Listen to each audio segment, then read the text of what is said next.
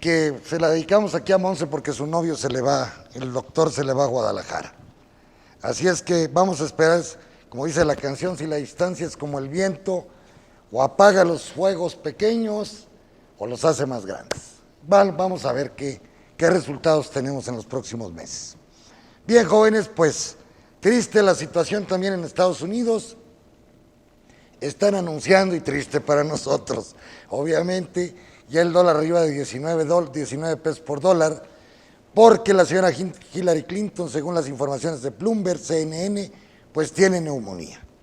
No es contagiosa, como dicen, es una gripa mal cuidada, si se quiere, un enfriamiento, y bueno, la señora Clinton va a tener que estar en reposo, no sé, 10, 15 días, lo que consideren los médicos, para que tenga una excelente recuperación.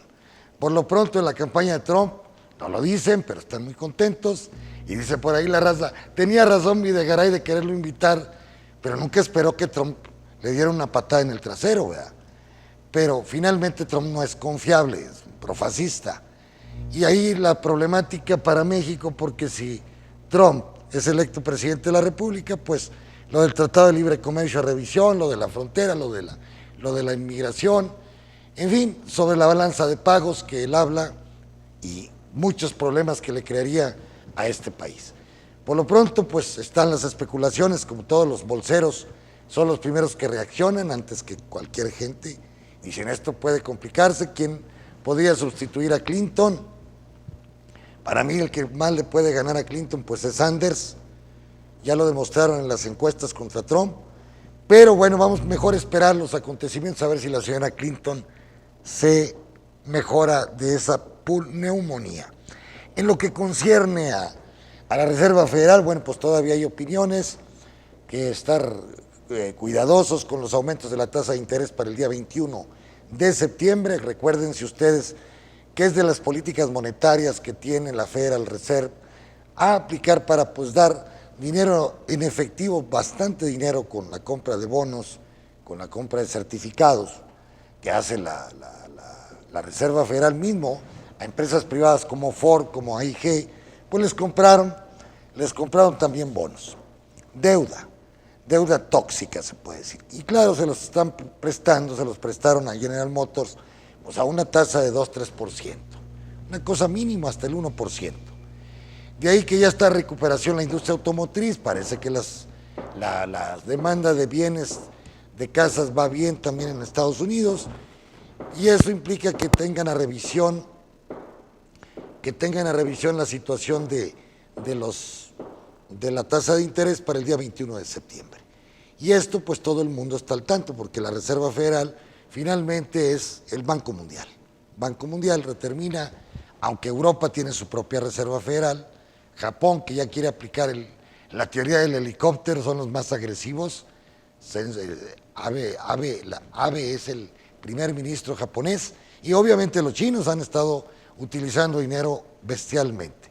Deben un 250% de su Producto Interno Bruto, que es deuda interna. Es en yuans, no hay problema, los pueden emitir. Lo mismo pasa con Japón, la mayor parte de su deuda, el 99% es deuda interna. De aquí que, bueno, vamos a esperar los acontecimientos, como les digo, de la Reserva Federal.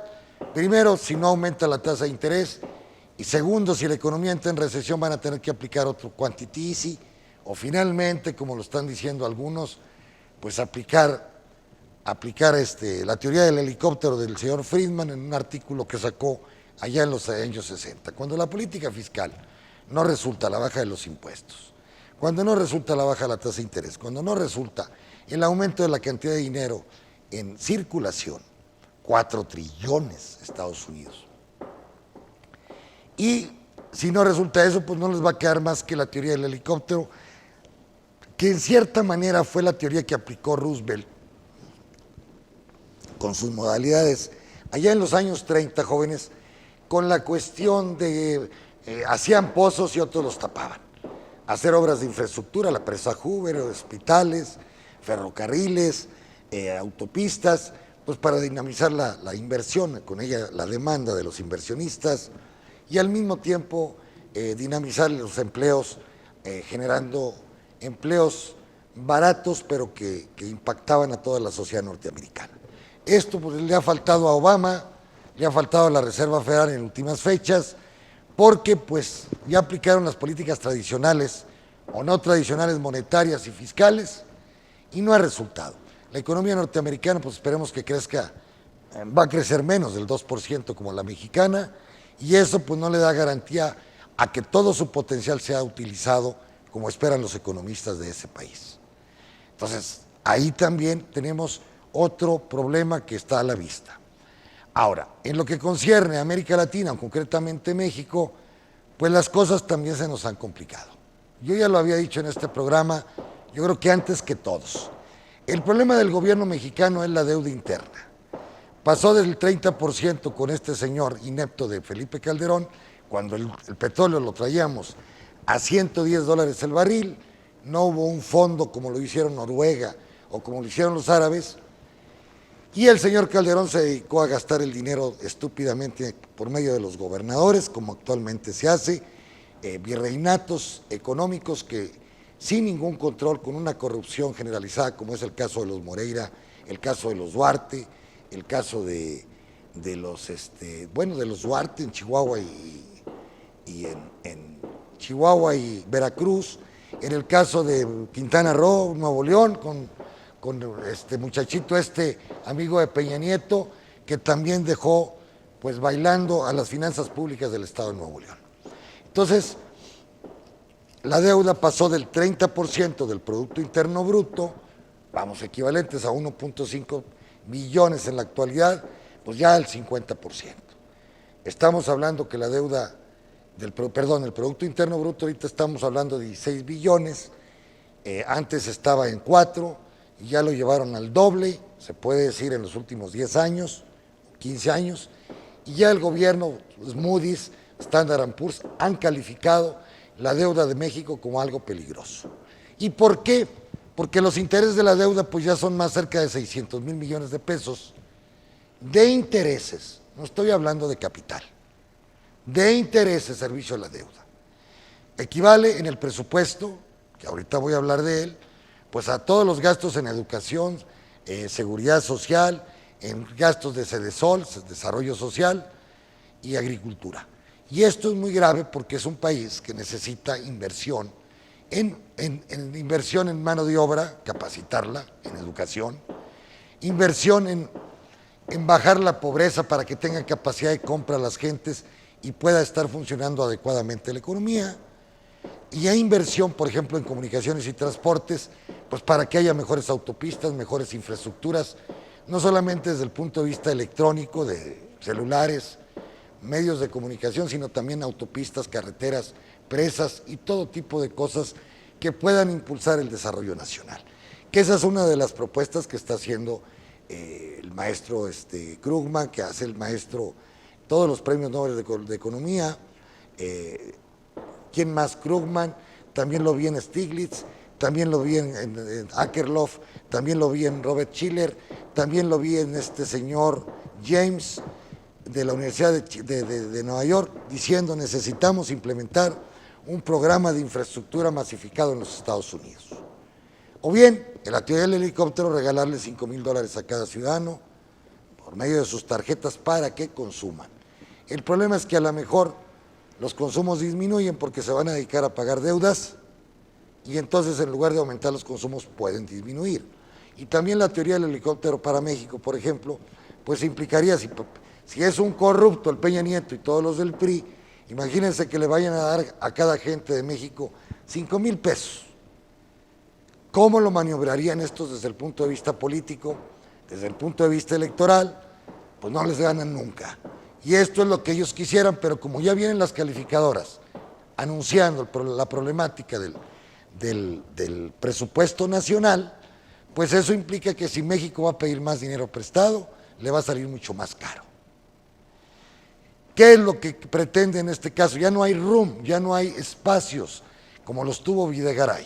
Parece que Videgaray entró a una final de una etapa donde los endeudamientos estaban al máximo, a tal punto que por ahí hay análisis que dicen que el caso de México se parece mucho al de López Portillo en 1982, cuando bajó el petróleo, cuando traíamos finanzas públicas muy deficitarias, es decir, emitían dinero, y el alto grado de la deuda.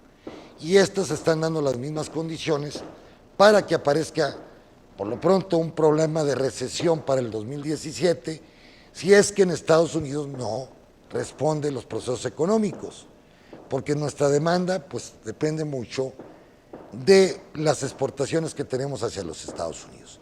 La llegada de Trump sería un desastre porque quiere revisar el Tratado de Libre Comercio, que ha sido la base del desarrollo, sobre todo en la región centro-norte del país.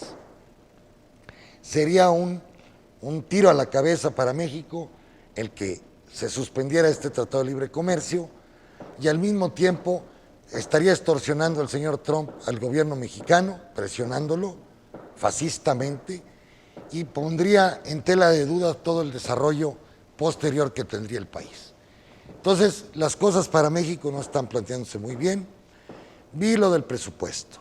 A mí lo que más me dolió son lo de la agricultura porque soy agricultor, pero de repente veo que le van a recortar un 30%, o 20 al 30% del presupuesto de la agricultura en México.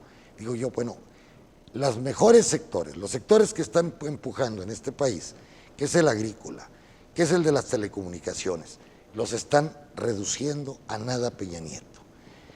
Igualmente pasa con Sedesol, como decía, los intereses son muy fuertes. Más si a eso le agregamos el problema de las pensiones, pues jóvenes, como yo lo dije aquí, del 15 al 20% del presupuesto se va a ir en pensiones y en pago de la deuda. Significa que va a haber menos dinero para educación, para la salud, para las carreteras, para la agricultura, para la conservación del medio ambiente. Por ejemplo, yo no había visto que en Semarnat más del 50% del presupuesto ha sido reducido. ¿Cuál es el problema de todo esto? Si nos basamos un poco en los análisis de ultraderecha que tiene Stockman, ahora asesor yo creo que del señor Trump, observamos que él dice que viene una caída de la economía mundial o de las acciones, que viene un reajuste de las acciones, y esta política, dice él, de especie de juego tipo Las Vegas que están haciendo en la Reserva Federal, tarde o temprano va a tronar el valor de las acciones y va a tener impactos en el crecimiento de los Estados Unidos. Aceptando, sin conceder, lo del señor Stockman y algunos otros economistas que dicen la economía norteamericana va a una recesión hacia el 2017. Significa que la economía mexicana pues va a estar ahí bailando en un estancamiento secular, como decía el maestro de la Universidad de Harvard, Larry Summers.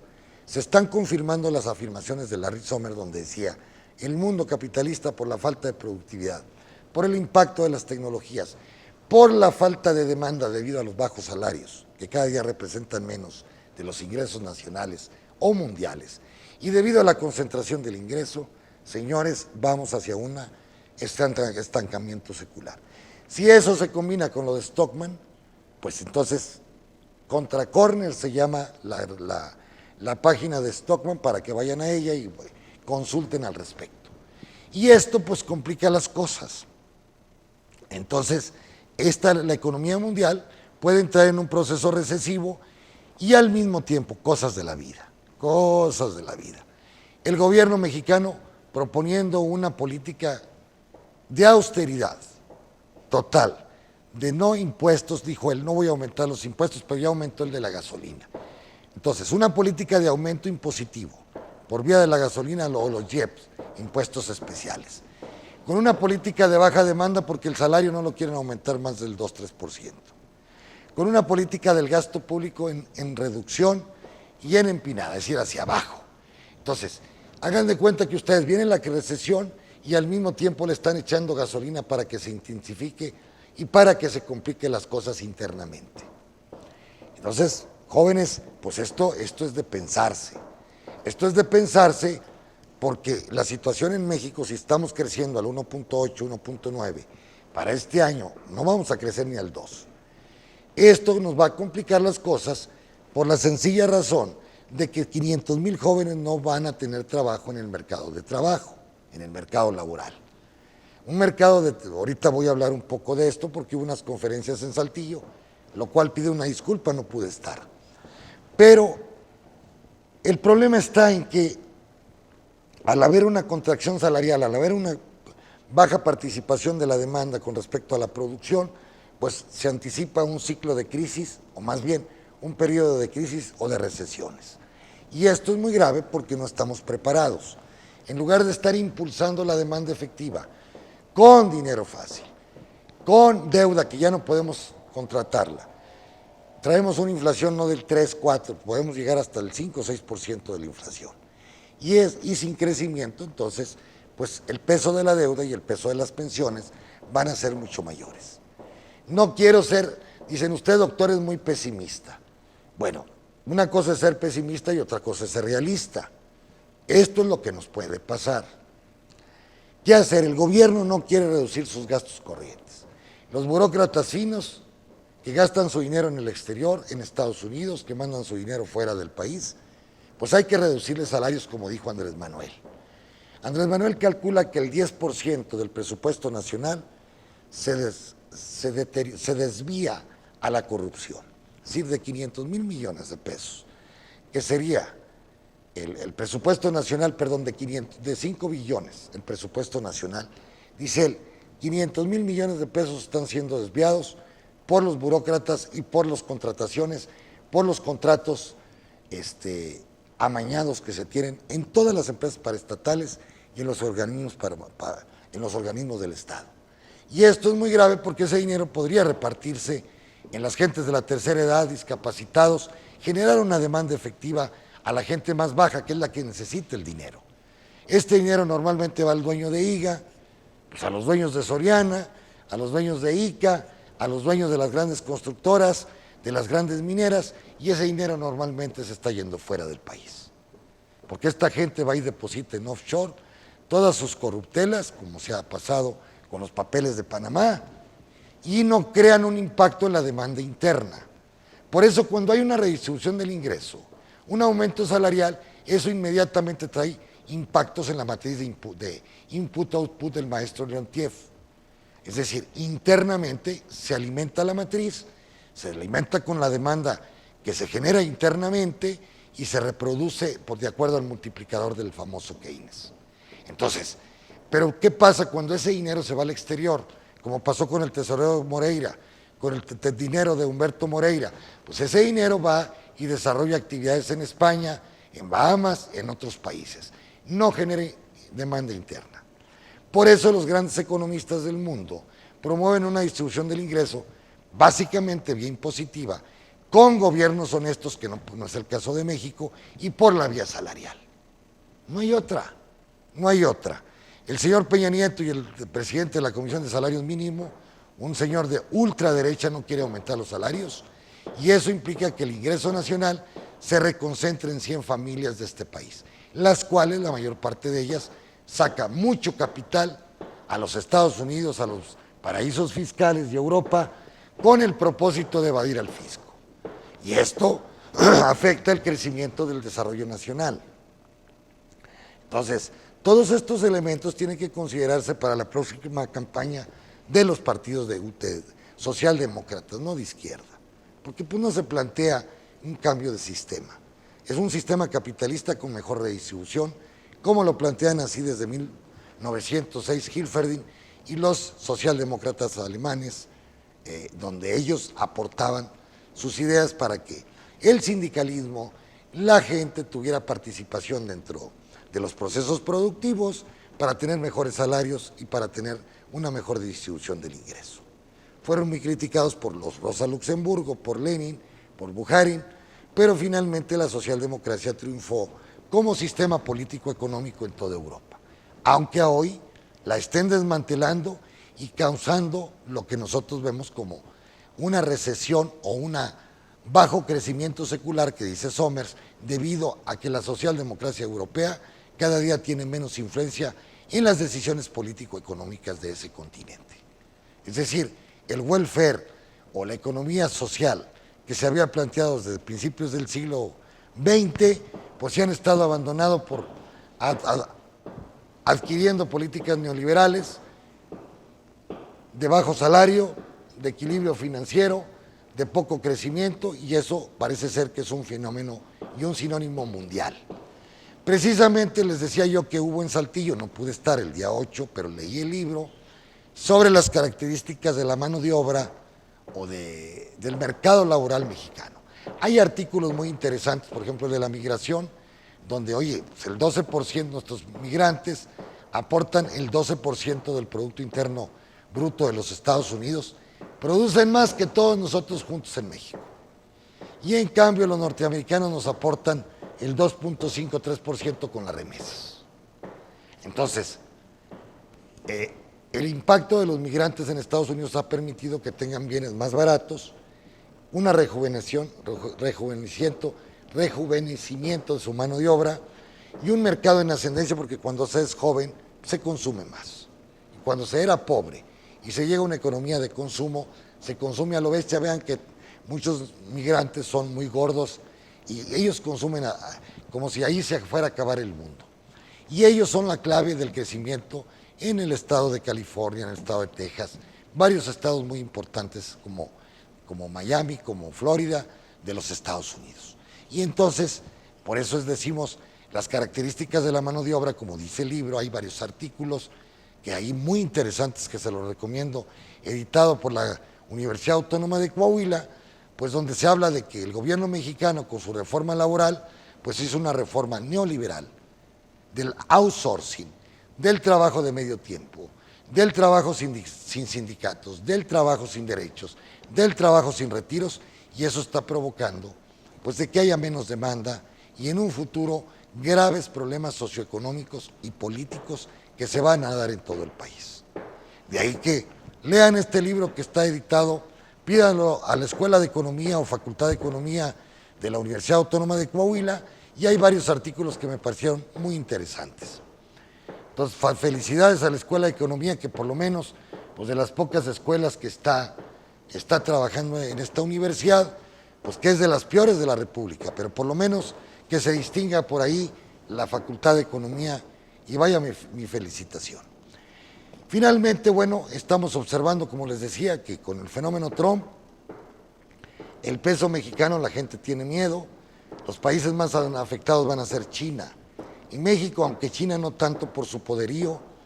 Trump no puede con China, está muy difícil, pero con México sí puede. Y nos puede vejar, nos puede patear, nos puede cachetear, nos puede ofender, y nosotros no podemos hacer nada. ¿Por qué? Porque no tenemos gobiernos dignos, los del PRI y el PAN son entreguistas con Estados Unidos, y obviamente lo que vamos a tener es permanentemente un sometimiento y un estar hincados ante ellos, ante la perspectiva económica. Ojalá la señora Hillary Clinton mejore, que le retome la campaña y que le gane a este señor, pues que muchos problemas puede crear no solamente contra México, sino a nivel del mundo entero. Esa es mi opinión muy personal. ¿Cómo andan las bolsas en todos los... Vamos a ver. Las bolsas, según Bloomberg,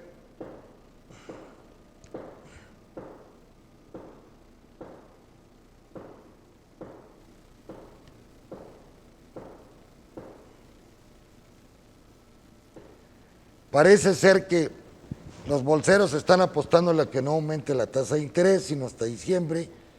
Pero, miren, vamos a esperar. Porque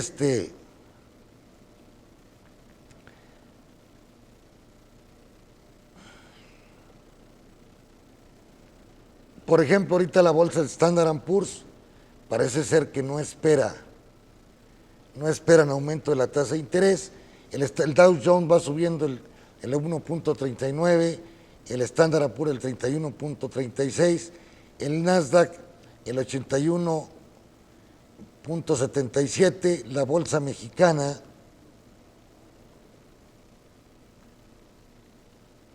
va bajando el 0.09 en 46,000 puntos, Bovespa de Brasil subiendo el 0.76. En el caso de Europa, pues el Eurostock bajando 40.32, FTSE de Inglaterra con su Brexit bajando el 1.2, el DAX bajando 1.34 y el CAC 40 de París bajando el 1.15, como el Iberia de España, bajando el 1.76 muchísimo, y Milano el 0.70. Y ahí en Asia, ¿cómo cerraron? Aunque Asia se basa mucho por lo que pasó el viernes, abren mucho antes. Pues bajando toda Asia con el 1.73, el Nikkei de Japón, Topix también bajando el 1.54, el Hang de Hong Kong bajando el 3.36, el Shanghái bajando 1.67, el Kospi de Corea bajando el 2.28 y el Standard & Poor's con el 2.24%. Entonces, pues están todos esperando, hasta James Dimon, que es el director de Morgan, diciendo pues que es tiempo de que aumente las tasas de interés. Pero, por otro lado, si aumentan las tasas de interés, como dice el señor Akerlof y Schiller, pues se tiene el problema de que los autos, las casas, todo va a ser más caro, porque ustedes todos se adquieren en abonos en Estados Unidos. Todos se los fían a ustedes. Y al aumentar las tasas de interés, pues automáticamente aumentan